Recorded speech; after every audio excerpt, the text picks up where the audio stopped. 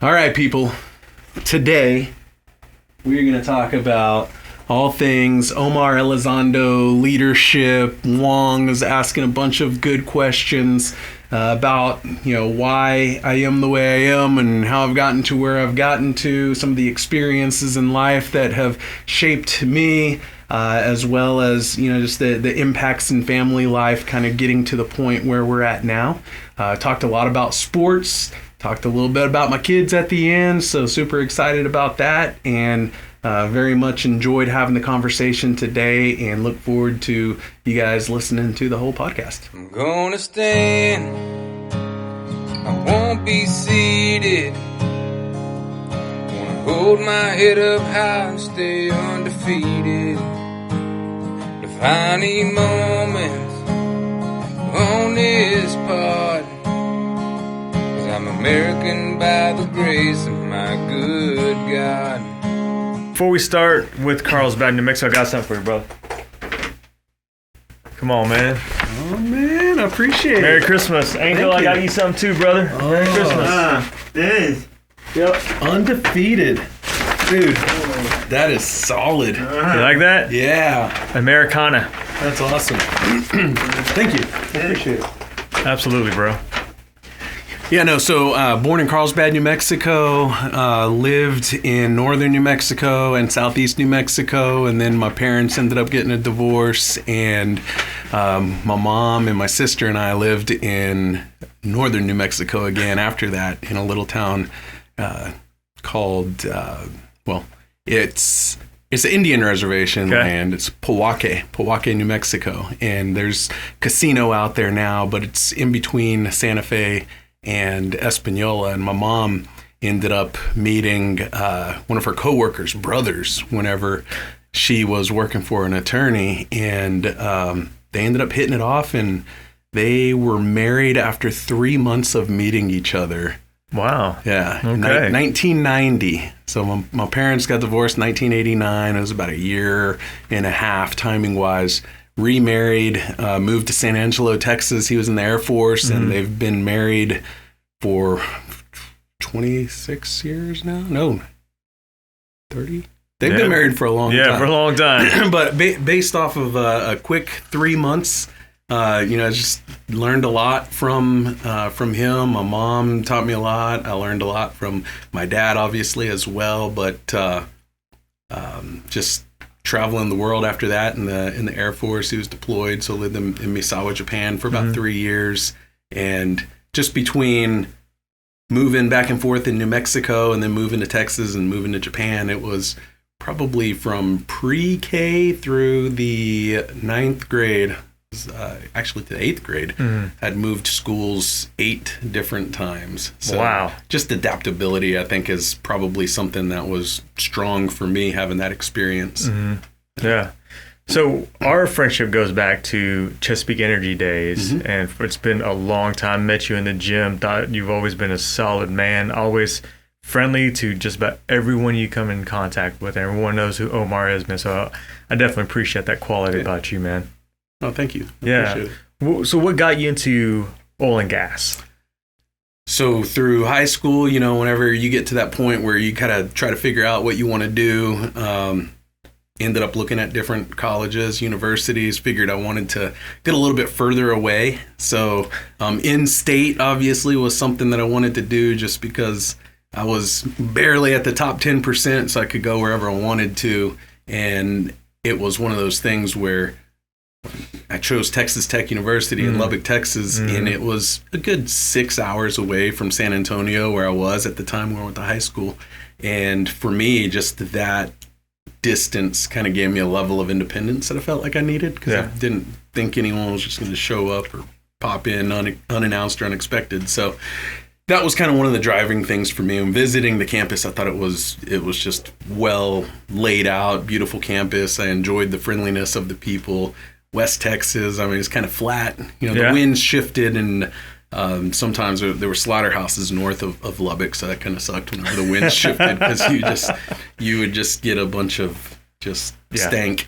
But it was like a fog of crap from the slaughterhouse, and it was like you could taste it walking through when the winds were blowing south. So that was not a memorable moment, but just trying to decide from high school to that point, I knew I liked science, I liked math. It was kind of the strong point, and trying to figure out, okay, what can I do and become successful with. Engineering was something that kind of stood out to me. Looked at forensics, looked at engineering, and I figured engineering would probably open more doors. So I ended up going chemical engineering just because I was good in chemistry and I was good in math, and squeezed a 4-year degree into 5 years, got an extra football season out of it. But out of school, interviewed for different companies and ended up working for Schlumberger, a service company, for about 10 years, and then went to a small little operator called High Mount E&P, and then they got bought by Intervest out of Houston. And then at that point, just trying to decide where I wanted to go, I had put a bunch of different applications or resumes out and ended up getting offers from RKI and Chesapeake. So at that point, I figured, just the limited amount of experience on the operator side.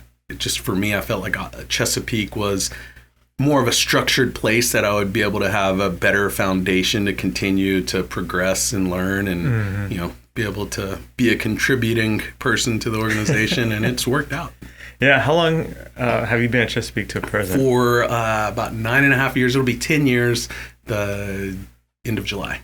Wow. 10 years. And throughout those 10 years, you've had different types of leadership from CEOs to EVPs in and out. And the culture. Yep. So what was your attitude like throughout the first, let's say, 5 years to current? So I came in 2014 to Chesapeake, and it was it was at a good time, but then one of the downturns hit 2014, 2015. So, probably 7 to 9 months in on the completions team there. The downturn hit. We were slowing everything down, reducing operations. I got moved into production. And then I got moved into production in our Devonian asset, which was a whole bunch of, the majority of those 6,300-ish wells that we had were all old vertical wells. When I got into the group, they were plugging a well from 1899. But it was awesome, man. Like all of the well files were just handed from company to company, and like we had them all, and I'm like, I would request well files so we could look at what was going on. It was just like, man, this should be like in a history museum or something, like the handwritten calculations with economics and what they were going to work through, and just try to figure out like the typed up stuff. It was just very old school. And throughout that whole time, like I worked in that BU, or I guess department, whatever you want to call it, but it was in a downturn, and we were trying to sell the asset, and I was probably one of the newer engineers that was moved into the role. And for being a staff level engineer, like the middle of the road engineer, where you got some experience there in a downturned area where like I don't have any experience in production engineering, being put into production engineering, I was like, man, I'm gonna get fired. Like just at some point, whenever layoffs start happening or this thing gets sold, like I'm gonna probably be the first one out. But just took the opportunity to learn and build relationships with those guys. And I think just work ethic and a positive attitude definitely went a long way. Like I knew that we were going to be selling that asset, and just kept grinding and finding opportunities to help the wells in their well life cycle. Try and optimize production, and working with all the well tenders and optimizers out there. And we ended up selling that asset. Got moved into Utica production for about half a year, and then Patrick Finney ended up giving me an opportunity to interview, and got offered a completions manager role for the Haynesville. And then ever since then, I've had the opportunity to manage every single area that we've worked. And then with Tim Beard's been my latest boss. Like he gave me an opportunity to manage drilling and completions. So that was a great experience as well. Worked with really strong engineers. I mean, at this point we're so lean, like you've got the best of the best as far as like the talent there. So being able to manage highly motivated individuals, I mean, it's I don't want to say it's easy, but just trying to understand like what motivates people and what's their drivers, and how to get the best out of people. I think I feel like I excel at that. Yeah. Just kind of working with the teams, and it's been good. Yeah. How do you stay motivated? Man, honestly, like just my faith and my stance and like everything that's going on. I think that there's a reason for everything, and God is in control. And for me, like it's just like all I can do is put my effort out there and just do the best that I can do, and that should speak for itself. And if it doesn't speak for itself, then that's going to play out, and I'll have to figure out what I'm going to do from there. But I see the positive in things, and I don't know if that's a fault or not, but just a high level of optimism and just seeing the good in all things is just the lens that I wear. Yeah. No, that's so important, because I'm going to allude to from 14 to current. Chesapeake's gone through a lot of restructuring and layoffs, and so as an individual contributor at that time from 14 to before you became a manager, what was that? 17. What was that like for you? Man, individual contributor from 2014 to 2017, I feel like I had an opportunity to work with some of the strongest engineers that, I had worked with at that time. Throwing out names here. James Meek was one of them. Yep. Brian Lageman. Yeah. Patrick Crump. Yeah. Matt Mantell. Yeah. I mean, there's a ton of different engineers that I've worked with, even on the production side, who are all now like VPs and SVPs and like all leading other companies, just very strong individuals. And like, I'm just like, I have been super blessed to be able to work and be influenced by individuals' capabilities, and just feeling like, one of my friends, JP Warren, he's got a crew club, and he has been, focused on imposter syndrome is what he's calling it, feeling like, man, am I adequate or not? And my whole career, I would say that I have definitely had that feeling of inadequacy, just looking at the different people around me and their capabilities.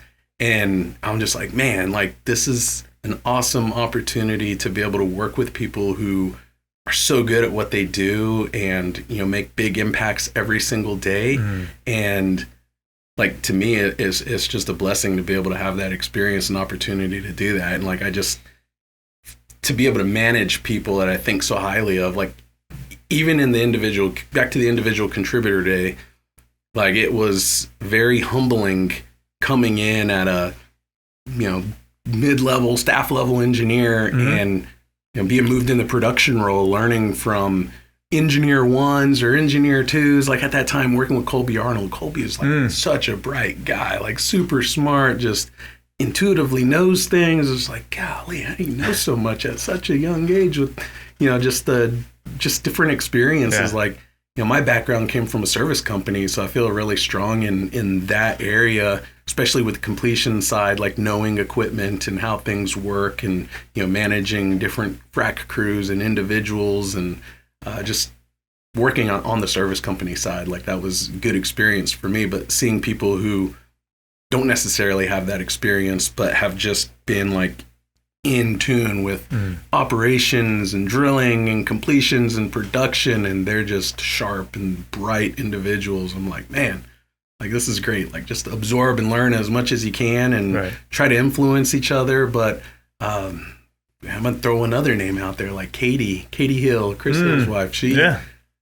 I was always blown away at how smart she was, and like she's up in Tulsa now. I think she's kind of leading up one of those companies. Man, can't think of the name.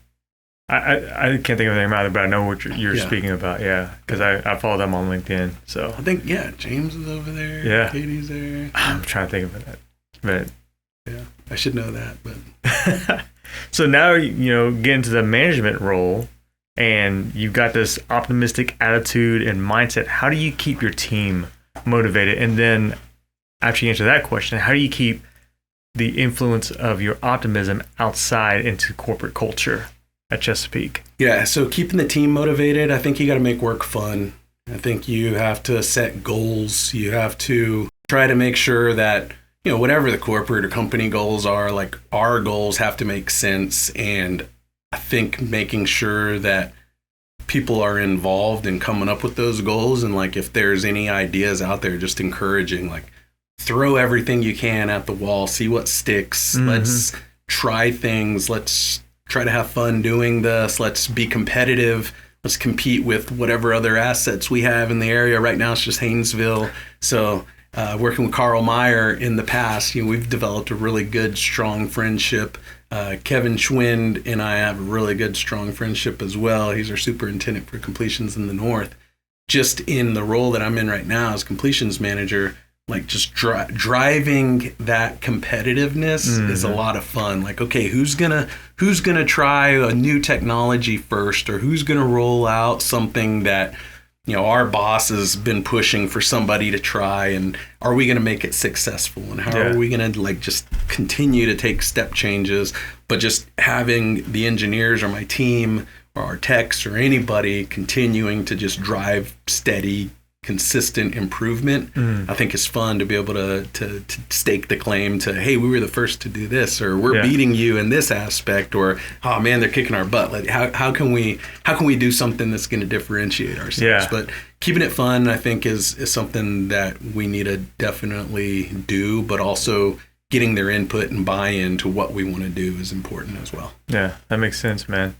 How do you keep the optimism alive, let's say in a different business unit, or maybe even the gym, the Chesapeake gym, or maybe the Creekside cafeteria? I think the way you carry yourself goes a long way. I think if you come in with energy, people are going to feel that energy, and they're going to kind of be, I don't want to say motivated, but I think they'll just feel like, okay, like this person's in a good mood. Like it's bound to rub off on somebody. Like everyone tells me it's very obvious when I'm not in a good mood, because they're like, you're just not like this typically. So if I'm not in a good mood, it's very noticeable, and people will let me know, like, hey, you're not yourself. Yeah. And that goes a long way, because it's just like, oh man, like I just want to be inspiring and motivating. It's one of those things that it just comes naturally, I feel like, just because of my stance on life, and realizing that I'm not let me rephrase this. God is in control of everything. There you go. Again, just based on my faith, and like I can control what I can control, but some things that are out of my control, I just can't worry about it. It's like I'm not going to stress myself out and worry about something that is not under my control. Yeah. Yeah, that makes sense. Have you ever had to present to the CEO or EVPs at that level? How is that when you go and present to those high ups, I guess, if you will? So, I mean, we do that quite regularly in many instances. Our CEO, we usually do QBRs, quarterly business reviews now. Those are good to get in front of everybody. The leadership team comes and talks about the progress, where we stand with regards to what we've budgeted and what we forecasted, and how our operations are going, and what we're trying to do to take that next step to the next level. And looking over the fence is something that's really pushed to us as far as like, how do we compare, and how do you compare and contrast and differentiate yourself from the competition? Something that's really strong. But I could see how it would be intimidating, but I think the leadership does a pretty good job. Everyone that we need to get in front of, they do a good job putting themselves out there and like saying hello. I mean, even with Doug would always say hi to you before he left. Now Nick knows your name. Like that's one of the characteristics I think of the leaders. Like they are really good at knowing your name and knowing something about you, and they'll stop and chit chat when you're crossing paths, or you'll see them in the Creekside restaurant, eating with each other, and if you go and say hello, they'll stop what they're doing to talk with you. I think to me, just showing up and realizing, hey, they put their pants on one leg at a time, just like I do. Yeah. It makes it easier whenever you got to go and talk in front of them. And, they want to know the truth. Like, they don't want to have anything filtered to them. And I think that you'll hear a lot, like, sometimes whenever you're pushing information up, it gets filtered. And I don't think they necessarily want to hear the filtered information. Right. So whenever you're just being real with them, they appreciate that. Yeah, that's cool. Real quick about Nick is I went to have lunch at Chesapeake at Creekside a few weeks ago. He actually came over and gave me a hug and shook my hand. That was really awesome. Kaiser Greenhauer did the exact same thing. So, I mean, you're 100% right. Yep. I think that's an amazing trait. And you'll see Nick and Kaiser both in the gym at 5:30 in the morning. Yeah. So whenever they walk in, you got Ferg yelling out, being like, "Hey, Nick, welcome!" And it's like, "Hey, how come you never do that for Kaiser?" He's like, "I don't really know Kaiser." So now Kaiser comes in, it's like, "Hey, Kaiser!" That's pretty good, man. That's pretty good. Well, what are some of your defining moments, if you will, in your life? Some of these setbacks that kind of push you in a different trajectory where you thought you were going to be, but kind of changed it. So out of college, I ended up choosing to go work for Schlumberger, one, because it was an option that I had, but two, because they were an international company and I wanted to go travel the world. I figured the opportunity to go and work and, it ended up being something that I liked and loved, and that opportunity to be considered to just go travel the world and work in different areas, I think would have been really good for me to have exposure to just everywhere across different continents. And whenever I first started out of school, I went to Elk City, Oklahoma, and I ended up, I did everything backwards. I had a girlfriend. We ended up having a baby, my daughter, Jersey. She'll be 18 in August, and it was like we lived together. We ended up getting pregnant, and then we got married, and then we ended up moving to Fort Smith, Arkansas, and that was her first time away from Western Oklahoma, at Elk City, Oklahoma. So that was something that it was a strain on our relationship, and we were. I mean, she was 4 or 5 years younger than me, but it was just one of those things, like, she wanted to be closer to her home and family. It was first time away. I was working a lot, so like I definitely take some responsibility there as well. But the relationship ended up suffering, and I was at work one Friday afternoon. She called me. She's like, "Hey, I'm halfway back home. I'm out. I'm done." So that right there was tough, because it was like a dagger in my heart. I'm like, man, that sucks for us, but like, you just took my daughter. And that was a very difficult defining moment for me, because over the next couple of years, I would say the first year and a half or two, after we went through the whole separation, divorce, she had full custody. We were at different states at the time. It kind of defined me, or my moment, because I wanted to be close to my daughter and I didn't want to miss out on opportunities. So I was in Oklahoma City, and I kind of limited myself work-wise with Schlumberger, and they did awesome just kind of keeping me in roles that kept me close. But that was one of those things that limited what I wanted to do initially. Like, I wanted to travel the world.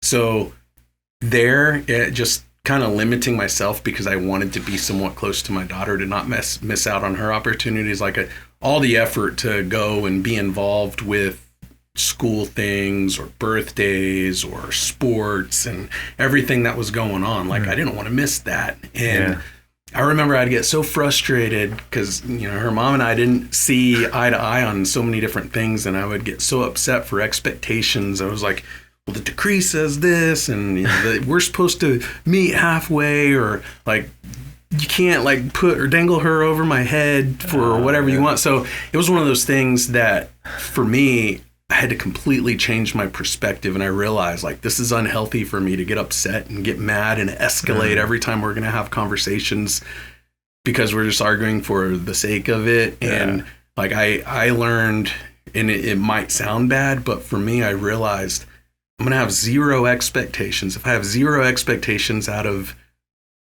my daughter's mom, then I'm never disappointed. Yeah. And a lot of people are like, like you're bending over, or like you're, just taking whatever. But I was like, you know what? Like, if I put 100% effort to see my daughter and participate in my daughter, like at some point she's going to recognize and realize and know that, hey, my dad made a lot of effort to come see me and be a part of whatever I have going on. And I mean, at this point, like nothing against her mom. Her mom's a good mom, but like she recognizes and sees like, oh, my mom's not going to do that, or my mom's not going to do this. And, you know, she's just like, okay, like I think she sees some of the sacrifices that are there, and I think she appreciates that. And we have a great relationship. But again, just shifting my perspective of like, I'm going to put 100% effort for you, my daughter, and not expect anything, like having zero expectations and just knowing that it's going to be 100%. It was just something that for me, I was like, I don't have a reason to be upset. Like, this is on me. If I want to see my daughter, I'm going to go see my daughter. Yeah. Or if I'm going to be involved, I'm going to go be involved. Yeah. So. That's awesome. Do you think that mindset has helped you in your growth as a corporate America employee? I think so. I think just if you've ever worked for a service company as well, like it's just nonstop. It's a grind, especially a manager of service company individuals, like managing 100 equipment operators and field specialists and field engineers versus managing 6 to 15, just highly compensated professional individuals is a night and day difference. Yeah. And I think I have a good, strong work ethic, but I think just the exposure from a service company side for almost a decade to the operator side, like I'm not afraid to work. Like I enjoy working. So if I got to take a call, it doesn't bother me. If I've got to, answer an email or go approve something or jump on a call on the weekend or a holiday or the middle of a night, it's just like, okay, so it's a little bit harder for me to wake up now that I'm older, but I appreciate my engineers taking calls at 1 or 2 or 3 in the morning. But I think just not getting disappointed or fed up or mad about work when it comes up. Like I enjoy work and I like being looped in. I like having my thumb down. I don't want to say like I'm a micromanager or anything. I hope I'm not a micromanager, but I like to be involved and aware. Yeah. That way I can at least understand what's going on and be able to chime in and have a conversation as it's going on. So for me, like it's been good. Yeah. Work ethic wise, I think service company definitely helped me realize like, man, like the grass is definitely greener on the operator side compared to the service side. Yeah. Yeah. That's awesome, man. Just used to it. Yeah. I could see you have a solid work ethic for sure. That goes without saying. Right there's the American flag, and then your hat has a Derek and American flag on it, man. What does it mean to be an American, Omar? Man, I love being an American. I have never been anything other than that, so I don't know how to necessarily compare it to anything, but I have lived in Japan for 3 years, and I think we definitely have a culture that promotes us to be able to go and do whatever we want to do. I think that you hear and see how crazy some of the things are, like a man is a man or a woman is a woman. Like that's just crazy that is, I don't know why I go to that, but just as an example, like it's just like, man, like I understand biology and I understand we're supposed to follow science, but like it's just crazy how you see the world turning right now. And I think a lot of that is partially led by us as Americans in the United States. Just like there's some crazies that have been thrown out there that have loud voices, and it's crazy to see how things change because some individuals are louder than others. And sometimes whenever you just take a step back, it's like, hey, we still live in a great nation that affords us a lot of opportunities. And, you look at the politics and you just want to bang your head on the wall just from some of the things that you see. But at the same time, we still live in a great nation and everyone is still wanting to come here to get away from whatever oppression that they're being faced with or whatever struggles. So it's like, as when you hear people talk or hear about how bad it is here, it's like, look at all the people that are trying to get here still. Like that speaks for itself. Live in a great country, a lot of opportunities. Yeah. Hopefully that's not destroyed. Yeah. Well, I guess we as citizens can keep the faith and keep doing our part within our community, and hopefully that expands out to the other parts of the country and keep our nation great. Yep. Yeah, I love it, man. What's a book that you would highly recommend someone reading that pertains to leadership? Man, I have read several leadership books over the past couple of years. A book in particular. The Extreme Ownership book, this is probably going to be cliche, but that one actually is a really good book, I think, where it just gives you a perspective from, standpoint, someone who served our country, to really take that extreme ownership in everything that you do. Like that just aligns with how I feel as well. So like there's so much that I agree with and, align with. But to me, like, I know it's kind of cliche to throw that one out there, but that one's a really, really good book with regards to leadership. Yeah. What's the second one for you? Oh, man. I couldn't even throw the names out there, but I will shift here and talk about a program that was started under Doug's leadership at Chesapeake. He brought Marla Sanchez in, and she had a program called Let's Leadership Enhancement Training Series is what it was called, and it was about a 1 to 2 year long program. I think ours my group lasted about 1.5 years, but working through that program, I think she did a phenomenal job opening our eyes to understand ourselves better and recognize like what it is that triggers us when we're being emotionally hijacked. What is it that, we are really motivated by or inspired by, and like really digging into your past to understand like why is it the way that we are? And then once you understand yourself better and understand like all the different types of people that are out there, it's very powerful to kind of look at people, work with people, and kind of just work to understand like what is it that motivates them, and like what issues in their lives have caused them to be where they're at right now, or to be who they are, and really trying to like get the best out of individuals whenever you understand their temperaments is very powerful. And I think a very good way to help me as a manager get people to work with each other and to understand each other and really to get the best out of individuals. So again, I can't answer the question with another book because I've read so many different books, but Marla actually kind of threw some books out there that were very helpful and eye-opening and insightful. Yeah. No, that's awesome. And you talk about Mr. Lawler. He's a great leader too. Yeah. I had coffee with him maybe a year ago, and it was just powerful, just sitting there for an hour, just chatting. Yeah, it's so good. You brought up something earlier, a phrase, and you said, hey, I'm going to give you 100%. I'm not going to expect anything back. I firmly believe that's who you are. You don't expect anything back, money or anything. When you go all in, you go all in. Yeah. How do you inspire people to do that?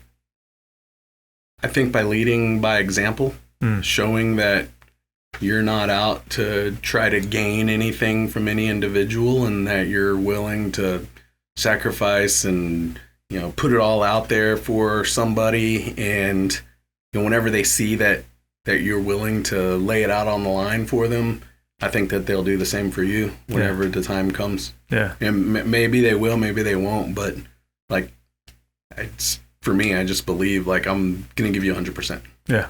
No, I see that. What are a couple questions you wish people would ask you, but no one ever asked Omar? A good question. My wife always tells me, you only say that's a good question when you don't know the answer to the question. She's right. A question that I think people should ask me. Or you wish they would ask you, but no one ever asks. They're afraid to ask Omar. You're going to have to come back to that one. You got to ask me something else. You got to let me think about that internally for a minute. Okay. What inspired you to lose so much weight and get in shape?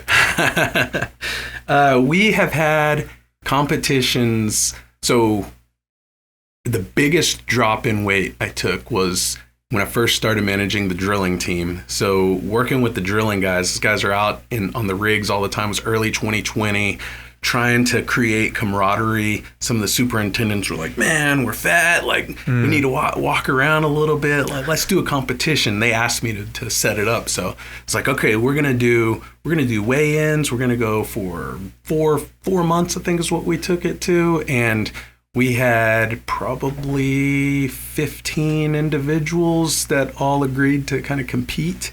And, we had a high buy-in, which kind of motivated us to not want to lose the money, but also motivated us to like really be able to capitalize on what was out there to win. And I dropped a good 20. I dropped about 25 pounds. Yeah. And that was like, I got down to 210 pounds. And this was in the end of 2020.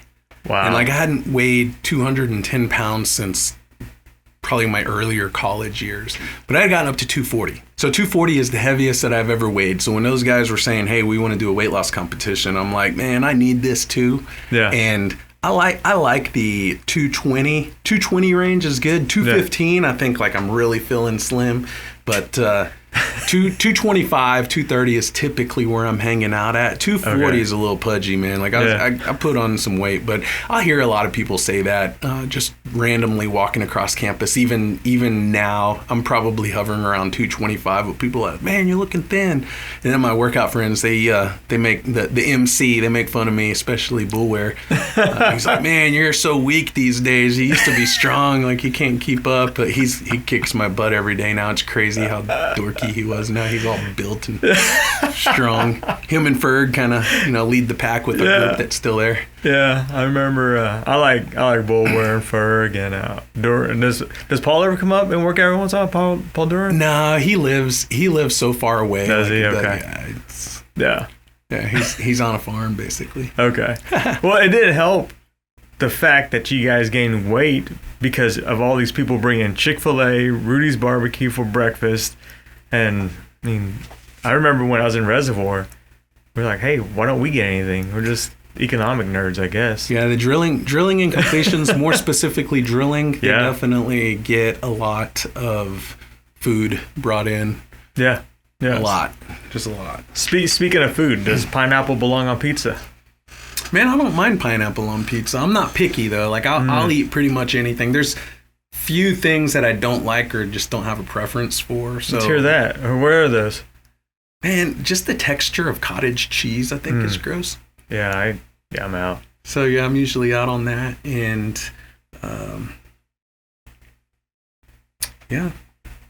that's so not much of anything else that kind of grosses me out. There's some just very, very random things. Like it's very few things that I'm just gonna be like, yeah, no. Yeah. Well, we have Angel in here watching this podcast, and he works at Creekside. So, Angel, no more cottage cheese when Omar's around. You hear that? All right, take the pepper away. No cottage cheese. I actually asked Angel. So, Angel has done a phenomenal job. Last round of, I think the start of January, we ended up having another competition, weight loss competition with our workout group. And I asked him, I said, Angel, because I had gotten in a bad habit of going over to Creekside and buying those delicious, like, crack-laced brownies or something that are very addictive. And they're huge and they're so good. And I think he's like mixing up putting extra sugar or something. But like I asked him, I was like, Angel, like, I'm trying to lose weight. I'm going in a weight loss competition. If you see me trying to buy any of these brownies or cookies or Rice Krispie treats that are so delicious, like, tell me no. And I've gone in there and I've done pretty good not to want it, but sometimes like in a moment of weakness, I'll like try to grab one. He'd be like, "No, you said no," and I'm like, "You were right, thank you." And then I'm like, "Yeah, I was just testing you to see if you're gonna hold true," but like he's really helping me out, like with that self-control whenever when I'm lacking it. So thank you, Angel. I appreciate that. I love it, man. It's trying to keep Omar undefeated, right, Angel? Yeah. What other foods do you not like? My sister, growing up, I say I don't like peas. If peas are like in a dish, I don't mind them. But if there's just individual peas, like just I'm not in on peas. When we were kids, we were eating dinner one day, and this was when my mom and my dad were still married, and my sister and I, we didn't finish our food, and like it was we weren't gonna waste anything, and it was you guys finish your food. She sneezed, and her sneeze on my peas. And my parents didn't see that. My dad specifically. He would not let us get up. And I refused to eat those peas. And I probably sat there stubborn and hard-headed, like, I'm not eating those. She sneezed in them, and they weren't having it, and I wasn't having it. And, like, I ended up having to go to bed early. But ever since that point in time, like, peas was something I just don't like the taste of them. But ever since my sister sneezed in my peas and my parents tried to make me eat that because they didn't realize that that's what happened, or maybe didn't believe me, I don't know. But ever since then, like I stay away from peas. Stay away from the little green snow pea looking things. Little green peas, yeah, man. So if I make fried rice, then don't put the peas I don't mind them in fried rice. Okay, I'll make the fried rice with peas. Yeah. Fried rice and peas only, nothing else but just white rice fried with peas. I'll eat it. Yeah. What about sports, man? What kind of sports do you not like? Yeah, I played football in high school, and I love watching football. I suck at basketball. Like I got a lot of respect for those guys. Soccer, like I got winded really easily. I have a lot of respect for those guys that can run around with the basketballs or with the soccer balls. And rugby, like I remember doing some intramural stuff in college with the rugby, and I'm like, man, that's tough. Yeah. That's very painful sometimes, especially whenever you're not protecting yourself. But I get bored, I would say, with golf. I'm not going to watch soccer unless I'm with Augie Satyadharma and like it's some championship game, then that's fun. But I love football. I like going to a basketball game. I never used to like baseball, believe it or not. My wife loves baseball, and I enjoy like just going to a stadium and just watching baseball now. Yeah. So like I'll do that, but it's not anything you're gonna find me like all by myself. Like, oh, I got to go to this stadium or that stadium. Yeah. One of my engineers, Brandon Jararski, like he loves traveling to different states and cities and going to basketball games. He just went to London and watched some of the big soccer teams. I'm not going to even pretend to know who they were. He's a big soccer guy. Big soccer guy. Yeah. But I'm like, absolutely no desire to watch that. And like watching golf, like I don't really want to watch golf either. And like I like to go hit balls, but I'm good for like the first 9, back 9. I'm usually like, I'd rather be doing something else. Yeah. So on Monday, here's your homework, man. When you go see Brandon, say, hey, who's your favorite football club in England? And he'll be like, oh my gosh. Correct terminology. You should. Yeah.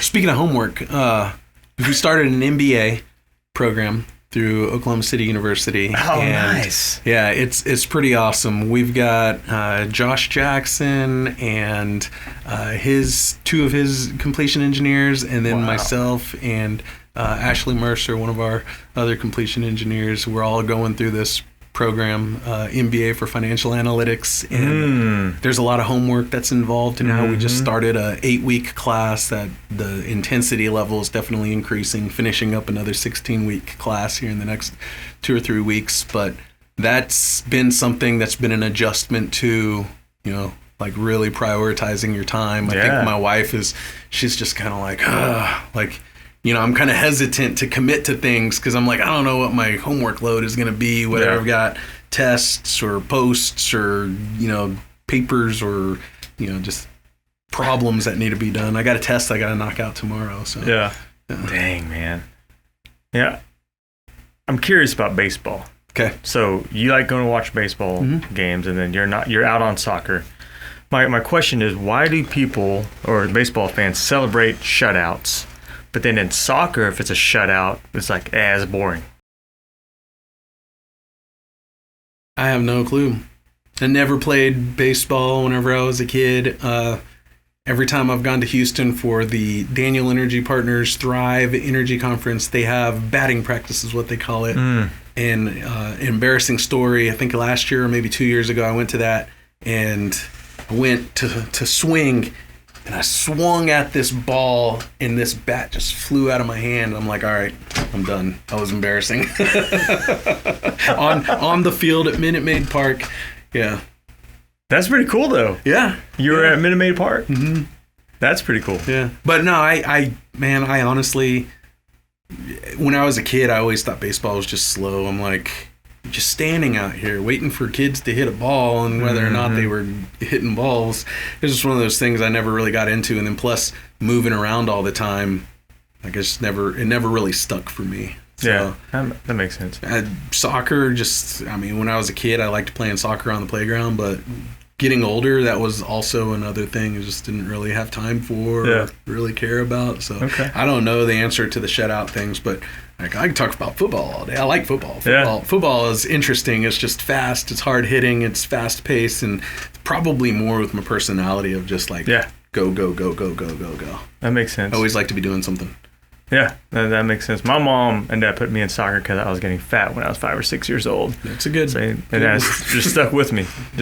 But they were direct and honest, and so let's talk about football then. What do you think about the whole NIL, and do you feel like it's affected college football landscape, and then the transfer portal, and what do you think about? Do you think NIL will affect high school athletes?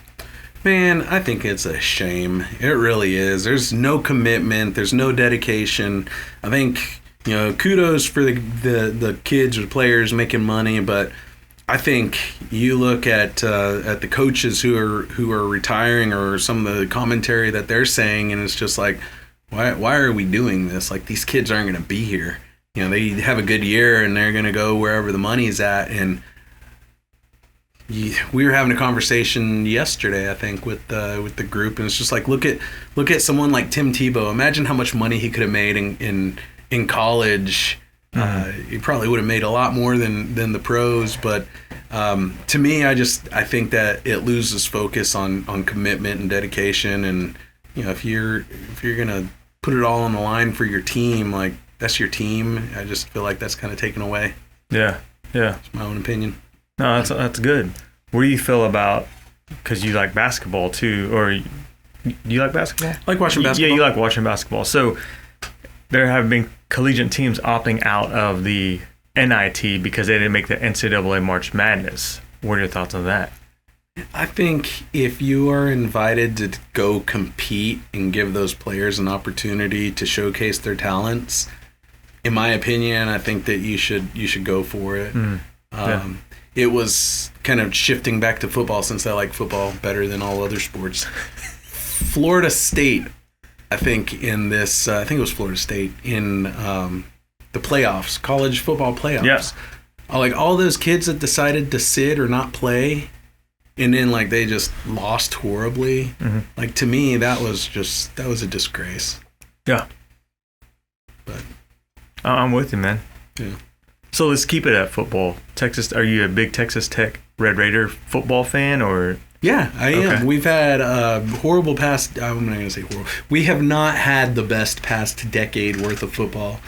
We've got a new coach in now, and this is going to be the start of his third year, and I think he's bringing a lot of excitement because there are things that he's doing that, like, we're running the ball more. We never used to run a lot. Like, I went to school when Mike Leach was the coach. I got to Texas Tech when Spike Dykes, it was his last year, 1999, and just seeing the change of the offense from that to Mike Leach, just the air raid offense, and then just the influence and impact that he had on the rest of college football, especially everywhere he went after that, was just amazing. And I look back and I'm like, man, that was cool to be able to see a lot of the players that we played, like Maurice Clarett from Ohio State, like a phenomenal running back that ended up making stupid decisions, and I think he's in prison now for whatever reason. And Eli Manning, Ole Miss quarterback, like, seeing these guys play at the college level against the teams that we ran or played against, I think was really cool. I was at Texas A&M whenever we tore down a goalpost after we beat them. We ended up having a good season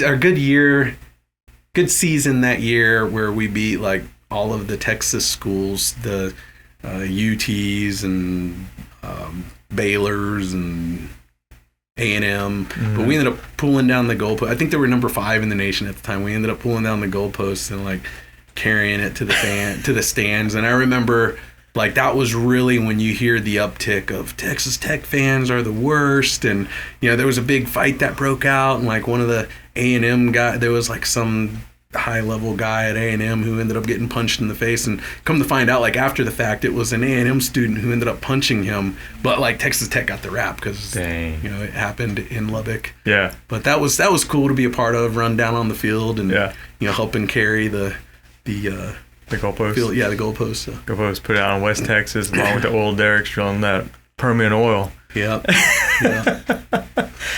Are you glad OU's gone? Are you glad they're in the SEC? Man, I'm not. My wife is a big OU fan, and I enjoy going down to Norman. Actually, I enjoy Stillwater better than Norman, but it's just I don't know. I feel like the people are just not that OU fans are not friendly or anything, but I just feel like it just feels more like whenever I was in school in Lubbock, just kind of the friendliness that you get is kind of more similar to me, in my opinion, in Stillwater, especially like walking around tailgating and stuff. But I am not happy that OU is gone. Like I loved being able to go down to those games and being able to have that rivalry in my house with my wife because she likes OU and I'm a Texas Tech guy. And I think in our time together, we may have only beaten OU once. So. Yeah, maybe once. Well, you can go with your wife to watch OU, Alabama, Tennessee, South Carolina. So, I mean, yeah, she likes to travel, so I'm sure she's going to finagle her way into getting us to go watch some OU games somewhere. That's awesome. Kyle's a season ticket holder, so I'm sure he's excited. Yeah. I don't got that kind of. That's gonna be huge for OU and Tennessee come into Norman this year. That's awesome. Michigan's in 25.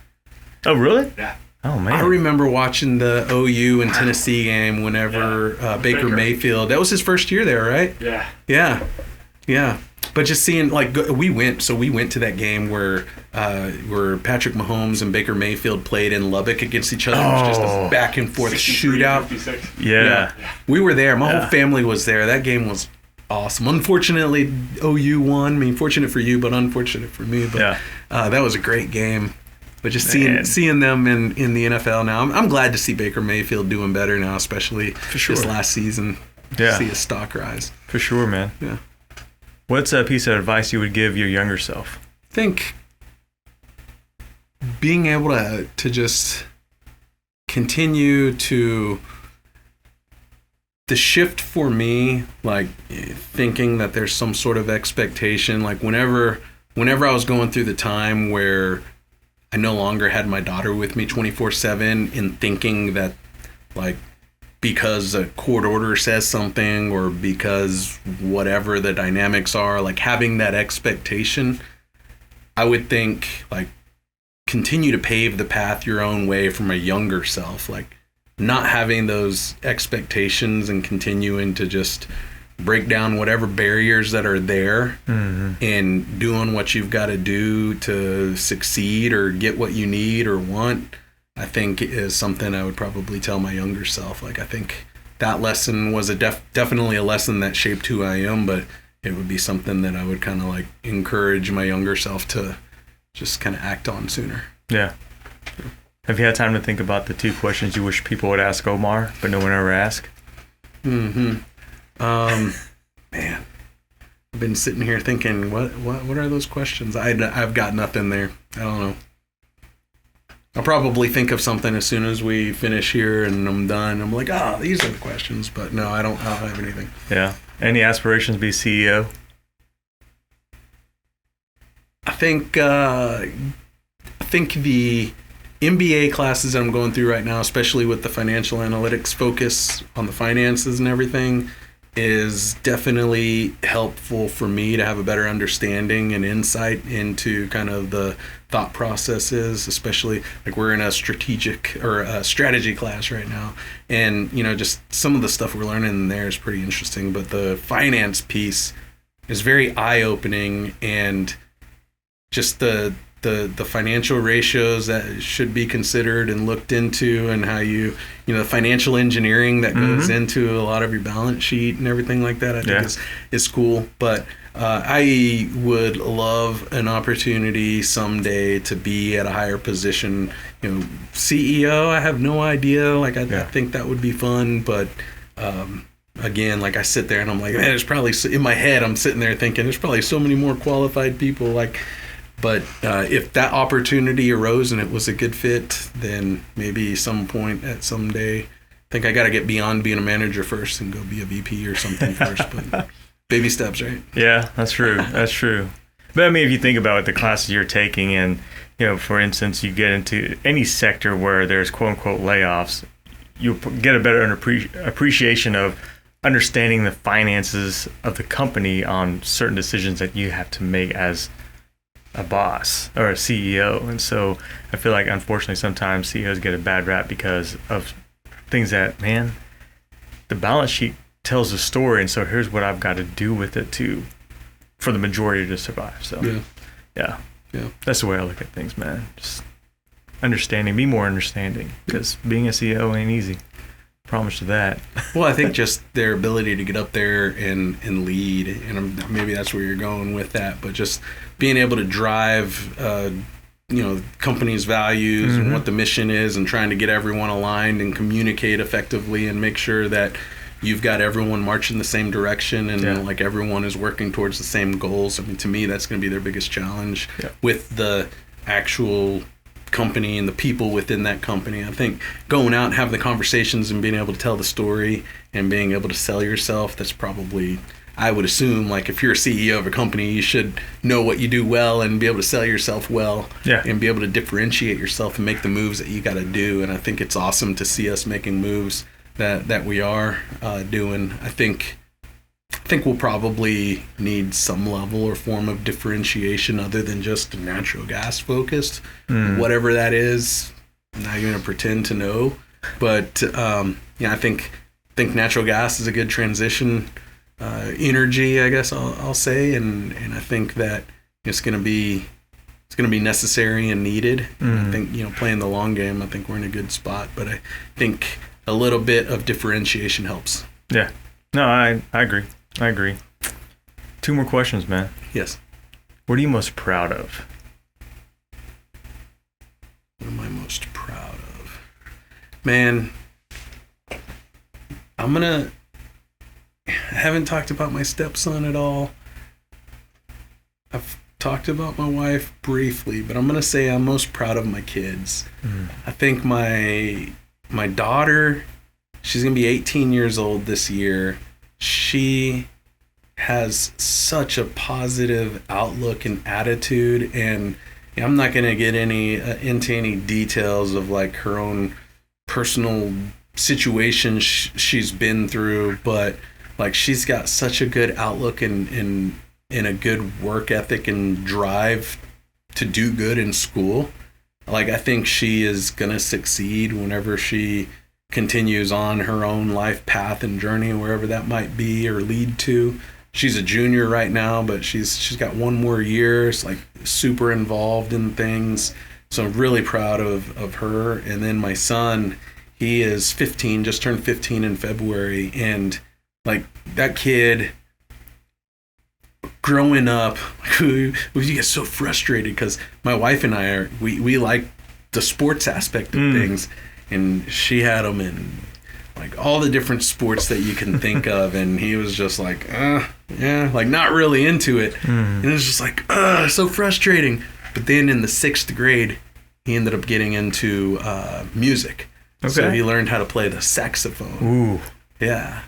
So the alto saxophone was what he started, and then he worked his way up to the baritone, and he just absolutely loved the sax. And then we did a family trip to Hawaii, Oahu, Hawaii, and he saw some dude on a ukulele. Oh, yeah.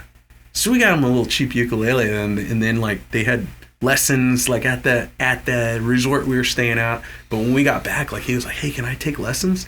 So we got him in the School of Rock, and he ended up doing some ukulele lessons, and then his instructor ended up getting him onto the bass guitar. Dang. So like he's a great bass guitar player right now. He loves guitar. He's got acoustic, bass, electric. He loves the bass the most. Really good in band. He didn't want to do more. He wanted to play the bass in jazz band, but the only way to play the bass in jazz band was to be in the marching band. He didn't want to do that. And he just hated every aspect of getting up, like when it was hot at the start of school and all of the effort that had to be put into it. Hated it. And he's gotten a little bit bigger, like he's growing. You know, he's a teenager now. Yeah. So the baritone, I think, is easier for him to march to. Yeah. And once he got into the competition, like all the band parents, and I've never been a band kid. And my best friend in school was a band nerd, and I was like, I'm a jock, you're a band nerd, and my wife hates it when I say band nerd. She's like, stop, don't say that, you're gonna discourage him. I was like, it's fine, it's a term of endearment. There you go. But like he's really big into band, loves the competition aspect, so he's really taken to that. But that's what he loves. Like his thing is music. Sports were not his thing. He does like running, though. He likes running, so that's good. But I'm proud of the fact that he has found his passion, and like everything, I think from this point forward is gonna have something involving music or playing an instrument. Yeah. And like even to this point in time, like he's like, I want to be an instructor. I want to teach kids music, and nice. It's like cool. All right, that's awesome. That's man. What you love. Let's do it. Let's get it. I love so that, we support him in the music endeavors, and you know, he's got little garage bands with some of his friends. He's still doing the School of Rock. I think he's probably outgrowing or aging out on that, where he's just like, But, yeah. We're going to a concert today. We got him some tickets. He loves Green Day. He loves like Blink 182, Green Day, all that kind of stuff. But there's a venue just on the south side of town. Can't think of the name of the place, but there's a group called Not Green Day. But they play Green Day music, but they're not Green Day, and they sound really good. So we're taking him to that tonight, him and 2 of his friends, and they're super excited about that. That's awesome, man. How do you want to be remembered? Man, I want to be remembered as somebody that just inspires people. I want to have a lot of memories with friends and families, and I just want to be a positive influence that people, if you hear of my name or think about me, like they just remember, like, man, that was a great dude. He'd give you the shirt off of his back if he could, and like just really inspiring and influencing and a positive force. Like I want to be remembered as a positive force. Yeah, I love it. I take your shirt, but I would be disgraced by wearing it, man. Come on, man. All right, Omar, look in the camera. 2024, do you approve this podcast? 2024, I apologize for not being able to answer your 2 questions about me thing, but I do approve this podcast. Yes. My name is Wong Lam, and I approve this podcast. Thank you so much, brother. Thank you, man. Appreciate you, man. Heck yeah. Love it. I'm gonna stand. I won't be seated. Hold my head up high and stay undefeated. Defining moments on this pod, 'cause I'm American by the grace of my good God. I'm American by the grace of my good God. I'm American by the grace of my